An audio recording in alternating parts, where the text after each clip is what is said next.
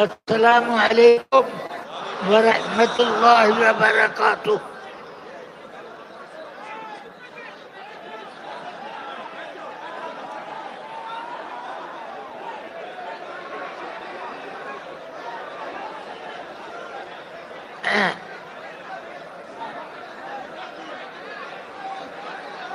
الحمد للہ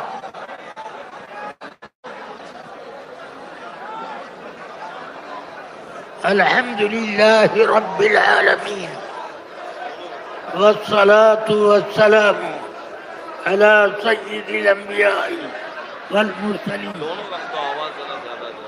وعلى آلہ واصحابہ هداة اقوام الدین. اما بعد أعوذ بالله من الشيطان الرجيم. بسم الله الرحمن الرحيم. يا أيها الذين آمنوا اتقوا الله وكونوا مع الصادقين. صدق الله العلي العظيم.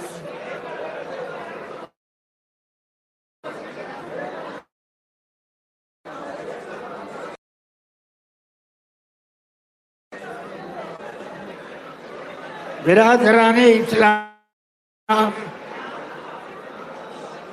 ذرا اپنی توجہ سید کائنات رحمت للعالمین شفیع المذنبین سیدنا و مولانا محمد رسول رب العالمین صلی اللہ علیہ وسلم کی بارگاہ رحمت پناہ کی طرف مبذول کرنے اور نہایت ادب اور شائستگی کے ساتھ نذرانے درود و سلام بارگاہ سید الانام میں پیش کریں.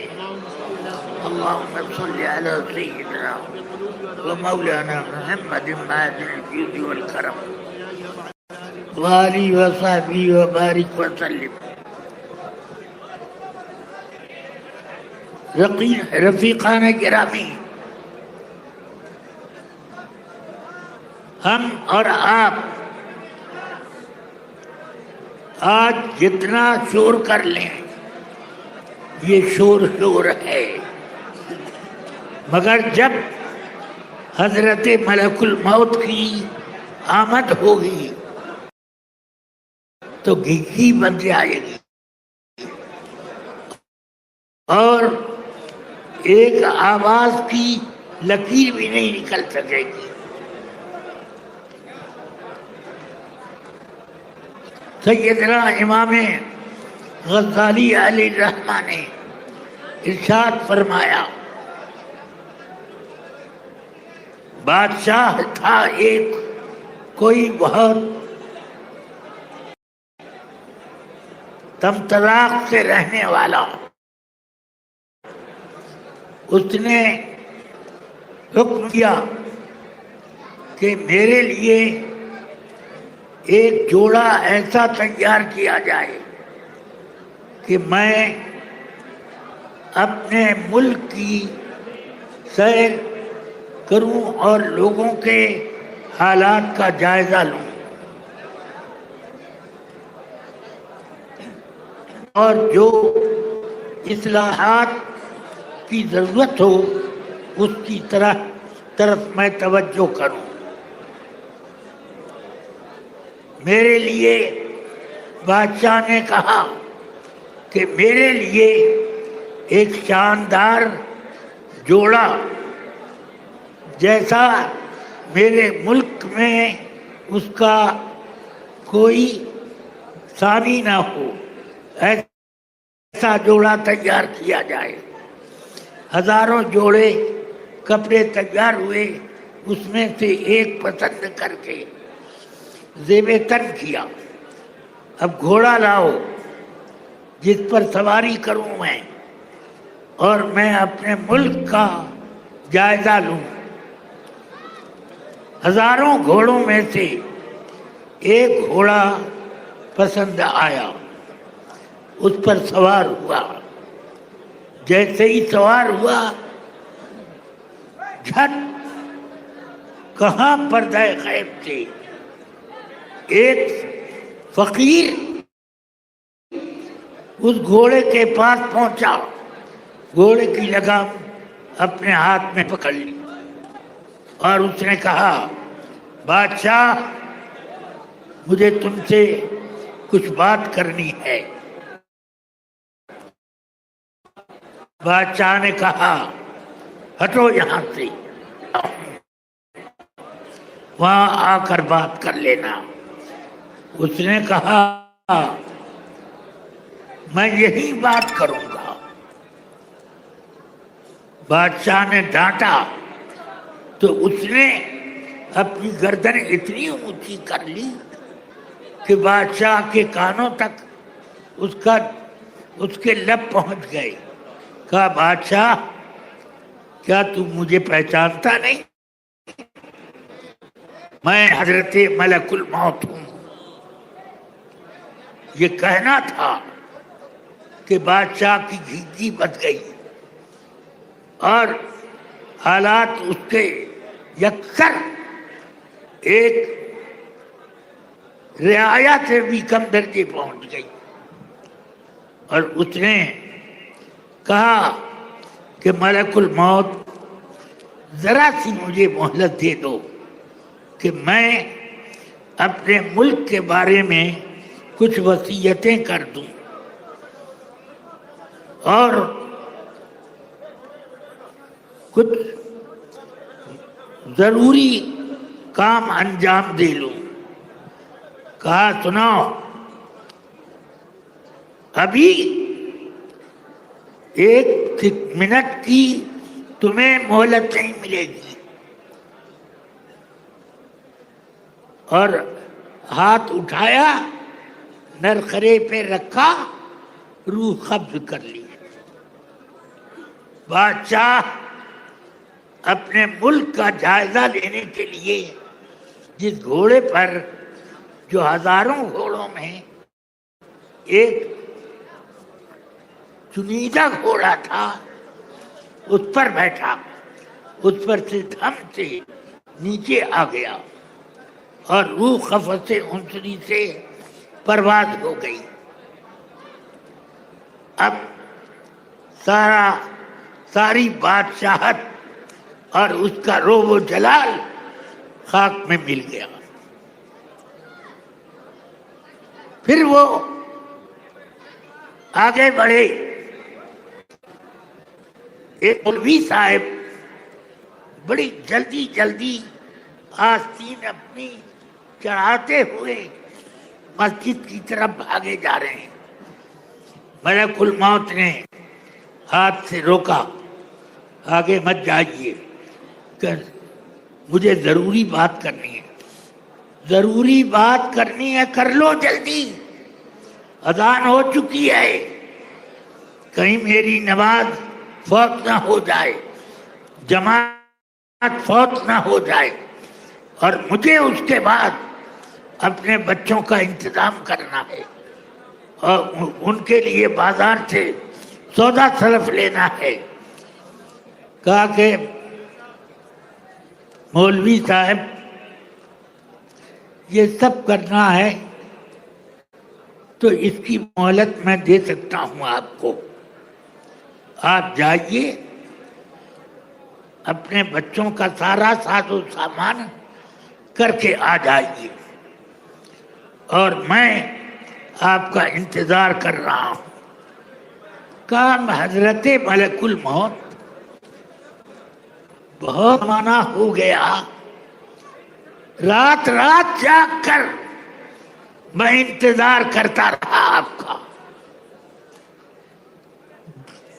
پوری رات روتا رہتا تھا کہ کاش وہ آ جائیں، مگر آپ نہیں آئے۔ دن بھر میں پریشان رہتا کہ ملکوت موت پتہ نہیں کب آئیں گے، دیر کیوں لگا رہے ہیں؟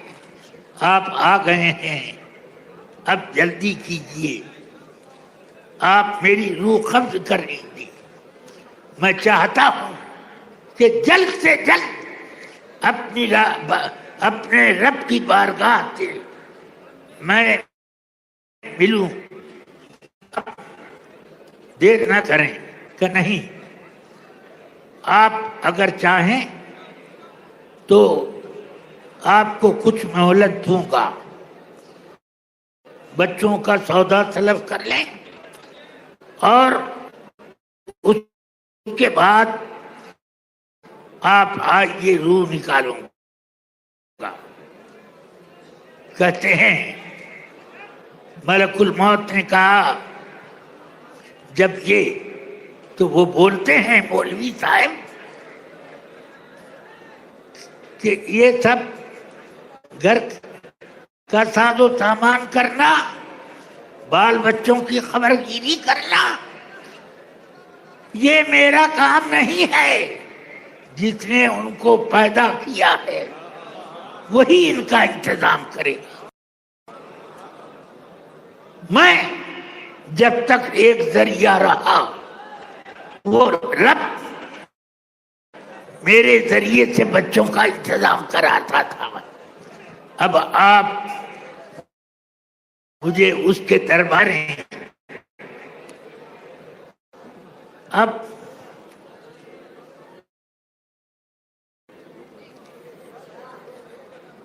ایک تو بادشاہ مہلت مانگ رہا تھا، مہلت نہ دی، روح قبض کر لی، اور ایک یہ مولوی صاحب کہہ رہے ہیں کتنی راتیں گزر گئیں، میں جاگ جاگ کر آپ کا انتظار کرتا رہا، رب کی بارگاہ میں سجدہ ریز رہا اور دعا کرتا رہا، اے رب اسی سجدے میں مجھے میرے پاس ملک الموت کو بھیج دے۔ مگر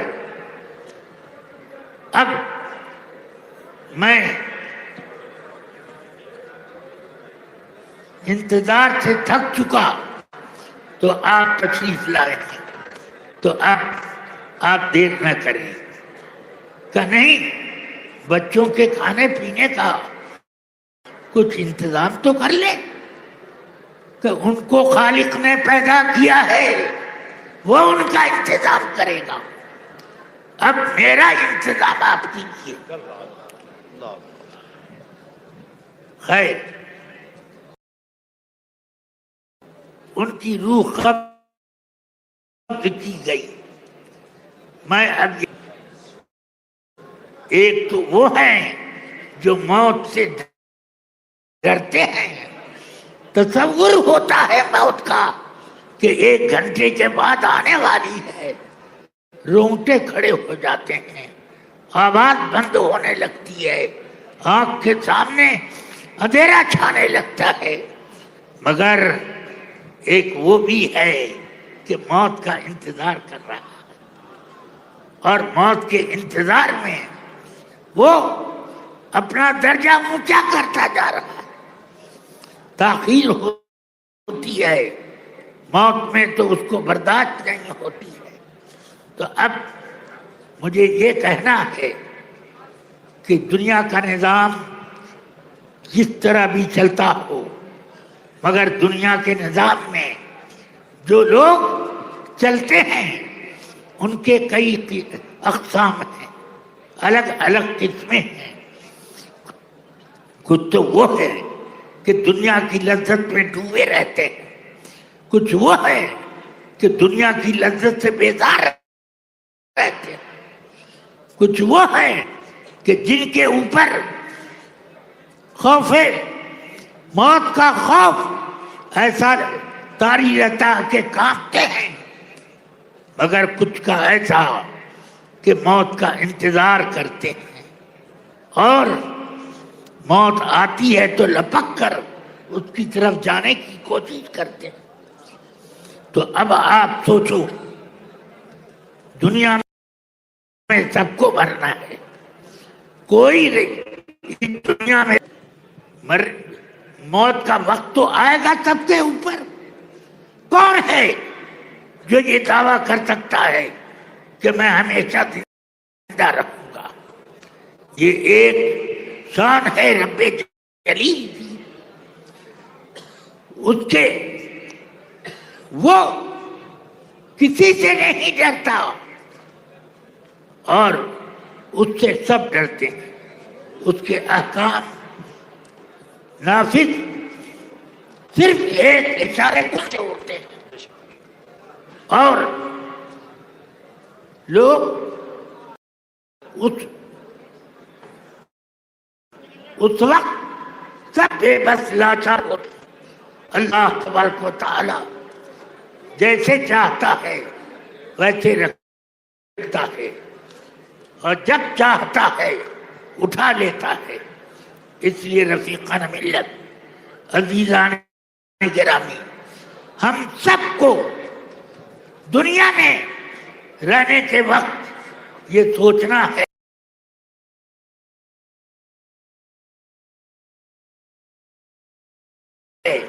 کہ موت آنے والی. موت کی کا جو تصور کرتا ہے اپنی حیات دنیا میں تو اس کی زندگی قابل رشک ہوتی ہے اور موت اس کے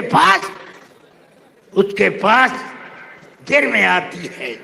مگر جب تک وہ موت کے بعد کے حالات کا اپنا اچھا انتظام کر لیتا ہے.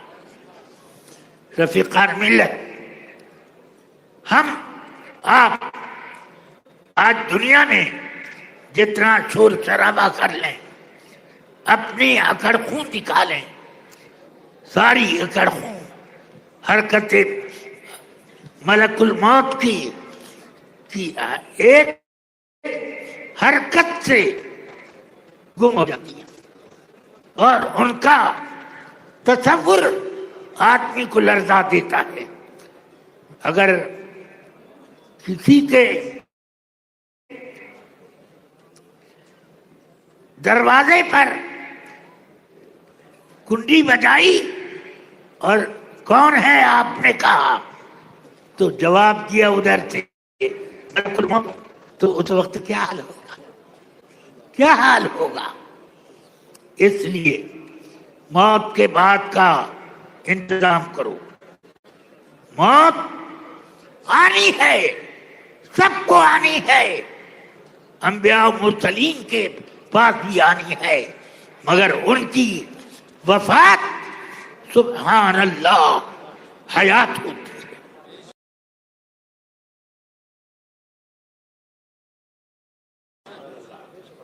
انبیاء کو بھی اجل آنی ہے. تعالیٰ نے موت سب کے لیے رکھی ہے، مگر موت کے حالات کیا ہوں گے اس کے لیے تیاری سب کو کرنی چاہیے. اگر تیاری نہیں کی ہے تو آج میں آپ کو دعوت دیتا ہوں، اب تیاری کرو. صبح آنے سے پہلے اس پورے مجمع میں سے کئی لوگ ملک الموت اس لیے آپ تمام حضرات اپنے موت کی تیاری کریں اور اپنے حالات کو درست کریں. جس نے دل میں چند بار موت کو یاد کیا وہ گناہوں سے پاک ہو جاتا ہے. کیونکہ موت کا ایسے تصور موت ہے یہ تصور کرنے سے موت کا تصور نہ ہوا. موت کا تصور وہ ہے کہ ملک الموت آپ کے گھر آ جائے. اب آپ کو پتا چل جائے کہ ملک الموت ہمارے دروازے پہ کھڑے ہیں، حواس گم ہو جائیں گے اور حالات بالکل مجبوری کے حالات سے بدتر ہو جائیں گے. اس لیے ہر آدمی کو اپنی موت کا تصور دن رات کرنا چاہیے. آرام بہت کر لیا، تو موت آئے گی، اس آسائش کا کیا آپ نے انتظام کیا ہے؟ اس کے لیے آج تیار ہو جاؤ۔ میرے اعلیٰ حضرت رضی اللہ عنہ کا احسان ہے ساری قوم اہل سنت پر کہ یہ اہل سنت ادھر ادھر بہک رہے تھے، مگر ادھر ادھر بہکنے کا نتیجہ کیا تھا؟ نتیجہ یہ کہ جہنم کا پھاٹک ان کے لیے روز آنا کشادہ سے کشادہ ہوتا جا رہا، مگر اعلیٰ حضرت رضی اللہ تعالیٰ عنہ کی تعلیمات وہ ہیں کہ ان کی تعلیم کو جس نے سینے سے لگا لیا، اپنے دماغ میں بسا لیا، تو پھر نہ اس کو موت کا ڈر ہے، نہ موت کے بعد آنے والے حالات کا ڈر ہے۔ ڈرتا ہے، وہ اپنے طور پر روتا ہے موت کے بعد کیا ہوگا، مگر اس کا رونا ہزاروں کی مسکراہٹ سے زیادہ قیمتی ہے۔ اس کا تڑپنا یہ اس لیے نہیں ہے کہ موت سے وہ ڈر رہا ہے، بلکہ اس لیے ہے کہ موت کے بعد کے حالات میرے اوپر کیا ہوں گے، اس لیے وہ ڈرتا ہے۔ اور ایسا ڈرنے والا وہ نڈر ہے، کسی چیز سے وہ نہیں ڈرتا، وہ موت سے اس لیے ڈرتا ہے کہ میری عاقبت نہ معلوم، سنورے گی، سنور جائے گی یا بھنور میں چلی جائے گی۔ اللہ تبارک و تعالی ہم سب کو اپنی حفاظت میں رکھے اور ہمیں صراط مستقیم پر چلائے۔ سنو، راستے بہت سے دنیا میں پھیلے ہوئے ہیں، اچھے برے، خوبصورت بدصورت، بڑے طرح طرح کے، اور راستے پر بہت سے آپ کو کسی طرف کانٹے بچھے ہوئے نظر آئیں گے اور کسی طرف پھول کی بستیاں آباد ہوں گی، مگر یاد رکھو جدھر آپ کو کانٹے نظر آ رہے ہیں وہی راستہ آپ کے لیے گلشن و گلزار ہے۔ سمجھ گئے؟ آپ ڈرو مگر اللہ سے ڈرو، ڈرو ملک الموت سے اس لیے مت ڈرو کہ وہ موت لے کے آ رہے ہیں، بلکہ اس لیے ڈرو کہ ملک الموت نہ معلوم مجھے کس حال میں آ دبوچے، اس لیے وہ حال اپنا بنا کر رکھو۔ اللہ تبارک و تعالی مجھے اور آپ سب کو توفیق خیر عطا فرمائے۔ درود شریف یاد ہو تو پڑھ لیں۔ اللہم صلی علی سیدنا و مولانا محمد معدن الجود والکرم وعلی آلہ و اصحابہ وبارک وسلم ابدا۔ رفیقان گرامی، اب ذرا ایک حدیث سناؤں میں۔ سید کائنات رسول اکرم صلی اللہ علیہ وسلم کی یہ حدیث بخاری شریف سے میں سنا رہا، اور اس حدیث کی تشریح اپنی لیاقت کے اعتبار سے کرتا جاؤں گا۔ اب سنیے، رسول اکرم صلی اللہ تعالی علیہ وسلم نے ارشاد فرمایا، قبر میں بندہ پہنچے گا تو آنے والا آئے گا اور وہ پوچھے گا میری طرف اشارہ کر کے، ما تقول فی ھذا الرجل، اس شخصیت کے بارے میں تم کیا کہتے ہو، کیا عقیدہ رکھتے ہو، کیا ان کا مرتبہ جانتے ہو، کس طرح ان کو پہچانتے ہو؟ وہ یہ کہے گا ان کے بارے میں تمہاری کیا رائے ہے، بولو۔ فرماتے ہیں آقا کائنات، اما المومن او الموقن،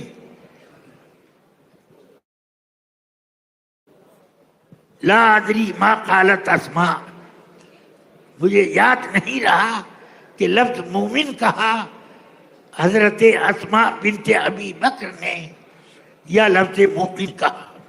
بہرحال وہ کہتی ہیں کہ وہ آنے والا آئے گا تو مومن یا موقن وہ یہ کہے گا ہوا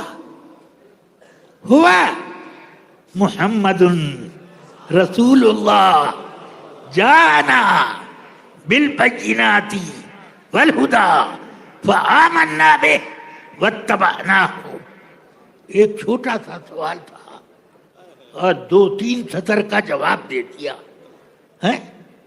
یہ ذرا سوچو. جواب دیا.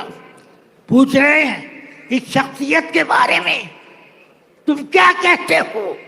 یہ اشارہ کس شخصیت کی طرف ہوگا؟ آقا کائنات فرماتے ہیں میری طرف ہوگا. ایک وقت میں دنیا میں کتنی قبریں ہوتی ہیں. جاپان میں، چین میں، بیک وقت دنیا کے کونے کونے کا جائزہ لو. ایک وقت میں قبر میں جانے والے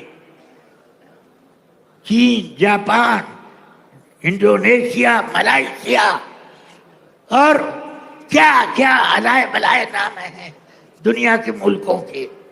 تو وہ سب دیکھو ہر جگہ ملک الموت آتے ہیں. یہ نہیں ہے کہ صرف ہندوستانی کو منتخب کیا انہوں نے. ہندوستانیوں کے لیے جیسا منتخب کیا ہے اس سے زیادہ موت کا انتظام کرنے والوں کا انتظام ملک الموت نے فرمایا ہے. ہاں کہ موت نہ آئے، موت نہ آئے. دوائیں بن رہی ہیں اور اس کے لیے انجیکشن لگائے جا رہے ہیں. یہ ہو رہا ہے، وہ ہو رہا ہے، مگر موت اپنے وقت پر آئے گی. کسی کے روکے نہ روکے گی. ملک الموت ہر گھر کی زیارت کریں گے. سمجھ میں آیا؟ اور یہ رحمت بن کے بھی آئیں گے اور لوگوں کے لیے عذاب بھی بن کر آئیں گے. مگر جو رسول کی غلامی کر رہا تھا اور اللہ کے نیک بندوں کے قدموں میں اپنی زندگی گزارنا چاہتا تھا، وہ جو کہ نہ موت سے ڈرتا تھا نہ زندگی سے خوش ہوتا تھا، بس وہ صرف رضا الہی سے خوشی محسوس کرتا. اس کی خوشی رضا الہی میں تھی. اس کے گھر بھی ملک الموت آئیں گے اور اللہ کے باغیوں کے گھر میں بھی ملک الموت آئیں گے. وہ کسی کے گھر کا ناغہ نہیں کریں گے. جب وقت آ جائے گا پورا رجسٹر پوری دنیا کی آبادیوں کا، یہاں تک کہ پیٹ میں جو بچے ہیں ان کا بھی رجسٹر ان کے پاس ہے اور سب کے کیفیت کے خانے میں لکھا ہوا ہے فلاں تاریخ کو مرے گا، فلاں روز مرے گا، فلاں حالت میں مرے گا، ننگا مرے گا، ڈوب کے مرے گا، آگ میں جل کے مرے گا، کیسے مرے گا، سب حالات اس میں لکھے ہوں گے. مگر اب سوچو کہ ان حالات کا جیسے تجزیہ کیا گیا ہے تقدیر میں، اس طرح پر آدمی کی موت تو آنی ہی آنی ہے. مگر آدمی اپنے لیے بڑی تیاریاں کرتا ہے. اس تیاری میں کچھ عیاری بھی ہو تو فرق نہیں پڑتا. سن لو کہ تیاری تمہاری کامیاب بھی ہو سکتی ہے، نہ کوئی بچ نہیں سکتا. اور ملک الموت کی ملاقات سے کوئی آدمی اپنے آپ کو بچا نہیں سکتا. اس لیے اپنے آپ ان حالات سے بچانے کی فکر کرو جو موت کے بعد آتے ہیں. موت کے بعد کے حالات وہ سرور کائنات صلی اللہ علیہ وسلم فرماتے ہیں موت آتی ہے بندے کے پاس ان بندوں میں جو مومن یا مومن ہوگا اس کے پاس بھی آئے گی، اور جو منافق اور اللہ منافق عطاے ہوگا اگر وہ نہ ڈرنے والا سب سے بڑا ڈرپوک ہوگا، اور ڈرنے والا سب سے بڑا بہادر ہوگا. یہ سمجھ لو. تو اس لیے اب ملک الموت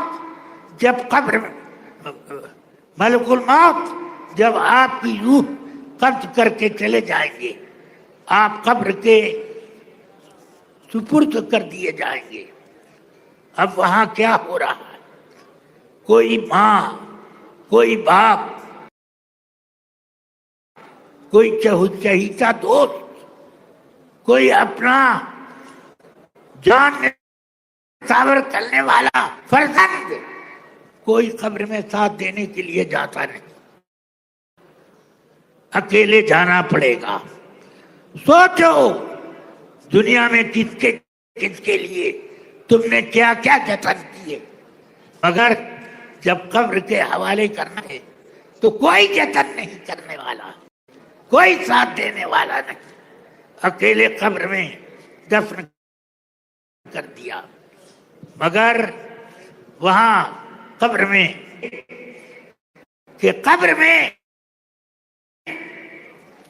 پہنچے گا تو آنے والے آئیں گے، اس کو اٹھائیں گے، بیدار کریں گے، اور سرکار فرماتے ہیں اور وہ میری طرف اشارہ کریں گے.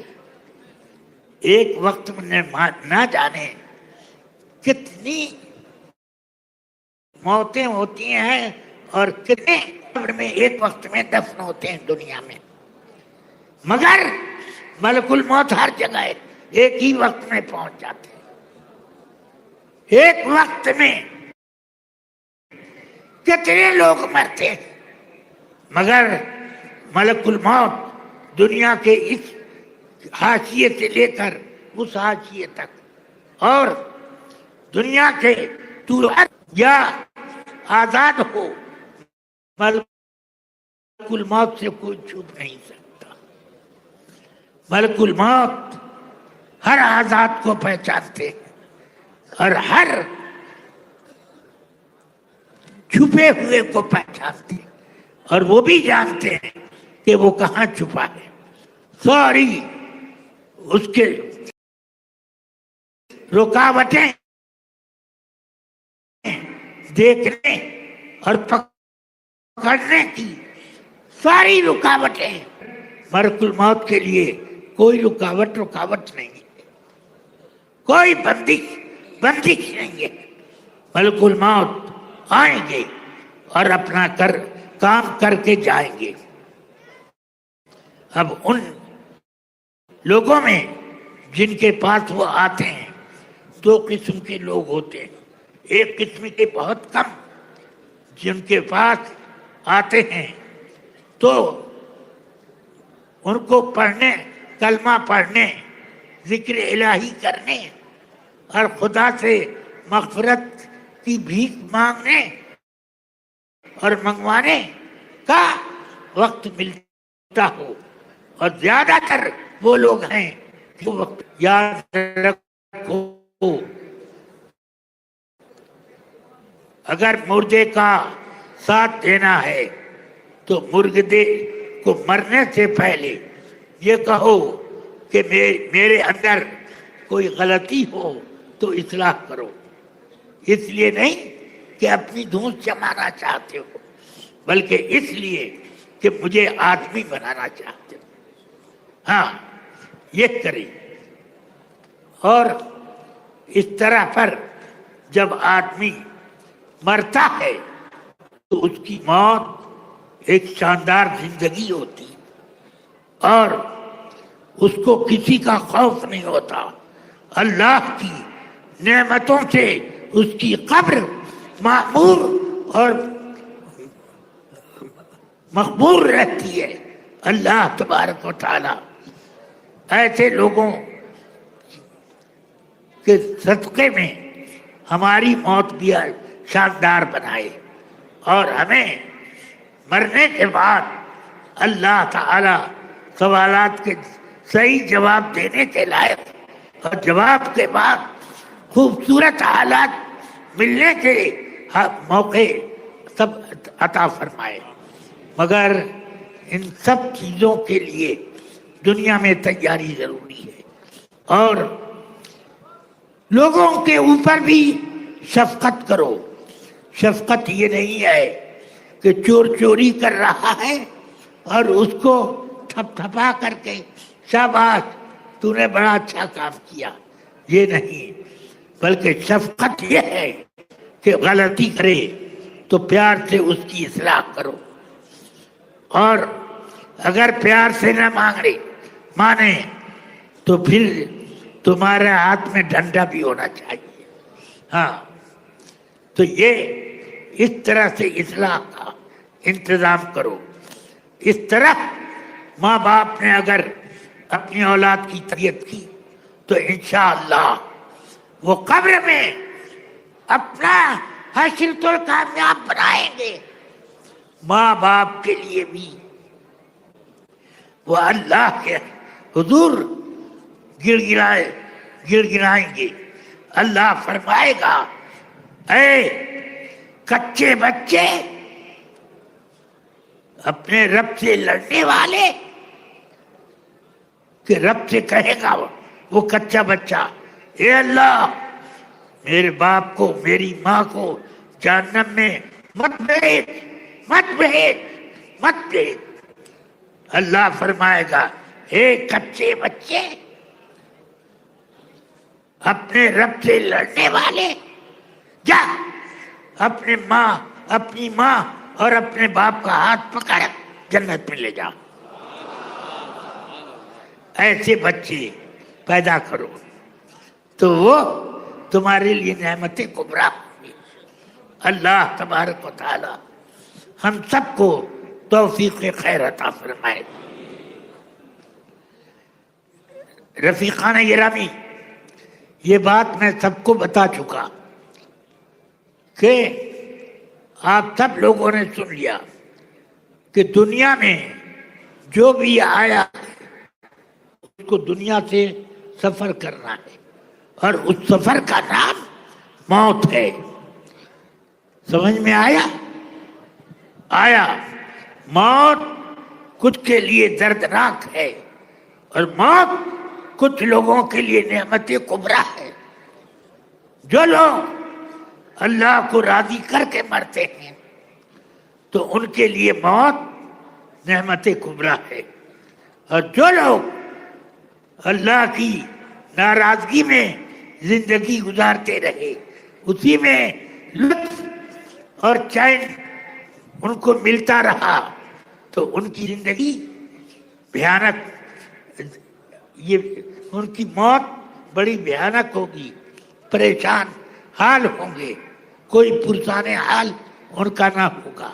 اس لیے تیاری کرو اپنی موت کی. اللہ تبارک و تعالی ہم سب کو موت کے بعد کے حالات کے لیے تیار بنائے.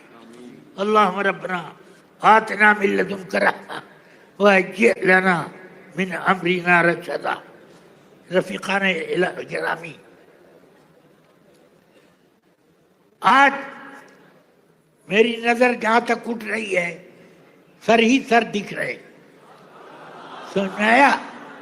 مجھے اس بات کی خوشی ہے کہ دین کی باتیں سننے کے لیے آپ کے دل میں موجیں اٹھی اور موج بن کے آپ یہاں آ گئے. اتنی تعداد میں آپ آ گئے اور اللہ کی بہت بڑی نعمت اعلی حضرت کا تبرک، حضرت میاں صاحب زیدہ مجدہ و مد ذلہ یہ تشریف لائے۔ ہم لوگ مرنے کے بعد ایسی ہی شخصیتوں کو وسیلہ بنا کے نجات پائیں گے۔ ہاں، آج یہ آپ کے بیچ میں تشریف فرما ہے، آج پہچان لو، مرنے کے بعد تو سب پہچانتے ہیں، ہاں، مگر آج پہچانو تو کام کیا، اور اگر ان کی رخصت کے بعد پہچانا تو کیا کیا؟ آج پہچانو اور ان کے ہاتھ میں ہاتھ دو۔ یہ ہاتھ ان کا نہیں ہے، اعلی حضرت کا ہے۔ اعلی حضرت کا ہاتھ جس نے پکڑا وہ کبھی بھی اپنی آخرت میں کھوٹا نہیں پائے گا، کوئی اس کو نقصان نہ ہوگا۔ اعلی حضرت ہم سنیوں کو ایسے بچائیں گے اور بچاتے ہیں کہ کوئی ماں باپ بھی تصور نہیں کر سکتا کہ اس طرح میں بچاؤں۔ ہاں، تو اس لیے آپ لوگ اپنے ایمان کو تازہ رکھو، مسلک اعلی حضرت پر رہو، تو تم زندہ رہو گے تو زندہ ہو، اور جب مر جاؤ گے تو اس سے زیادہ زندہ ہو۔ اللہ تبارک و تعالی مرنے کے بعد والی زندگی مجھے بھی اچھی عطا کرے، آپ سب کو بھی اچھی زندگی عطا کرے۔ وصلی اللہ تعالی علی خیر خلقہ وقاسم رزقہ وسراج افقہ سیدنا و مولانا محمد و آلہ و صحبہ اجمعین برحمتہ۔ مصطفیٰ کرناٹک کے تمام جو ہے نا برانچ مل کے کیے ہیں، ان کے لیے خاص، اور ہاویری کے لیے جو ہے نا خاص، اور یہاں کے علماء سب اتفاق کے ساتھ کام کریں۔ اچھا، اخیر میں آپ لوگوں کے ایک بہت اہم ضرورت، وہ کیا ہے؟ دین کی حفاظت۔ اس کے لیے میں آپ سے اپیل کروں گا، جماعت رضائے مصطفیٰ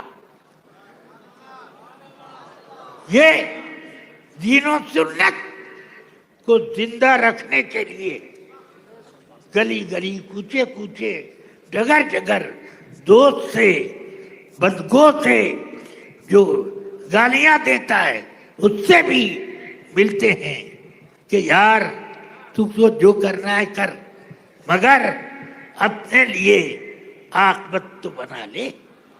وہ عاقبت کی بھلائی کے لیے آپ سے اپیل کرتا ہے۔ اس لیے آپ کیا کہنا ہے؟ ہاں، میں آپ سب حضرات سے اپیل کرتا ہوں کہ جماعت رضائے مصطفیٰ کے کاموں میں آپ لوگ ہاتھ بٹائیں، ہر طرح سے مدد کریں۔ دامے درمے تو مدد ہوتی ہی رہتی ہے، مگر قدمے سخنے یہ مدد اصل مدد ہے، یہ مدد ضرور کرو۔ اللہ تبارک و تعالی آپ سب کو دنیا میں، آخرت میں، قبر میں، حشر میں، ہر جگہ بافراز رکھے۔ وصلی اللہ تعالی علی النبی الکریم وآلہ وصحبہ اجمعین۔ کیا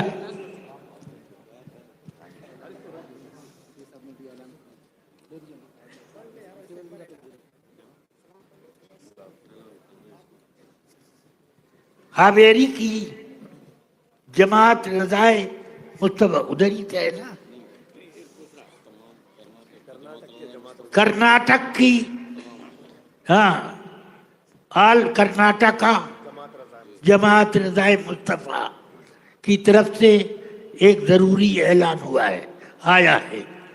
اس اعلان کو آپ سماعت کریں۔ وہ یہ بھی سمجھیں کہ یہ اعلان آپ ہی کی طرف سے ہو رہا ہے، ہاں، اور میں سن رہا ہوں. یہ نہ سمجھیں کہ ہم لوگوں کی طرف سے ہو رہا ہے، بلکہ اللہ نے آپ کے لیے یہ اعلان رکھا ہے کہ آپ سب کے دل کی آواز بنے. اعلان ہو چکا ہو، ہاں ہو چکا ہے، پھر ہوگا. شاخ بنا لے، لوگ جڑ جائیں، یہ اعلان. ٹھیک ہے. اور جماعت رضائے مصطفیٰ کے لیے میری دعا کرتا ہوں. کچھ بولنے بھی نہیں، آپ ہی بول لیتے ہیں. یہ لوگ بیچ میں بول کر جو بولنا چاہتا وہ بھی غائب کر دیتے ہیں. چلیے،